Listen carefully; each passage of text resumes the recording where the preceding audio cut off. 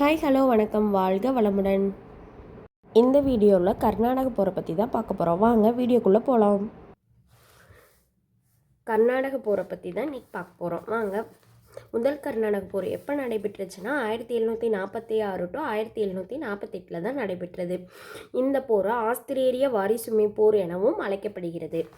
இப்போ முதல் கர்நாடக போர் நடக்கும்போது என்ன போர் நடந்துச்சுன்னா அடையார் போர் நடந்துச்சு. அதோட வருஷம் எப்போனா 1746. முதல் கர்நாடக போர் முடிவுக்கு வர காரணமாக இருந்தது என்னன்னா ஐலா-சஃபேல் உடன்படிக்கை. வருஷம் எப்போனா 1748. அடுத்தது இரண்டாம் கர்நாடக போர் நடைபெற்ற ஆண்டு எப்போனா 1749 டு 1754. இரண்டாம் கர்நாடக போர் நடைபெற்ற போது ஆமூர் போரும் ஆற்காட்டு போரும் 2 போர் நடைபெற்றுச்சு. ஆமூர் போர் எப்போ நடைபெற்றதுன்னா 1749 நடைபெற்றது. ஆற்காட்டு போர் எப்போ நடைபெற்றதுன்னா 1751 நடைபெற்றது. இந்த இரண்டாம் கர்நாடக போர் முடிவுக்கு வரதுக்கு காரணமாக இருந்தது என்னன்னா பாண்டிச்சேரி உடன்படிக்கை.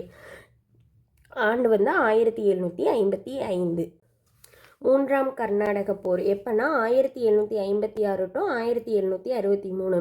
மூன்றாம் கர்நாடக போரை 7 ஆண்டு போர் என அழைக்கப்படுகிறது. அந்த மூன்றாம் கர்நாடக போர் நடைபெற்றப்ப வந்தவாசி போரும் நடைபெற்றது. எப்போனா 1760.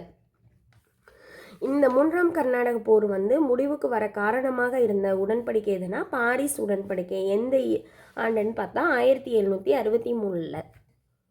ஒவ்வொரு கர்நாடக போருக்கும் ஒவ்வொரு உடன்படிக்கை நடந்திருக்கு. டிஎம் பவன்ஸை லைக் பண்ணுங்கள், ஷேர் பண்ணுங்கள், சப்ஸ்கிரைப் பண்ணுங்கள். பாய் பாய்.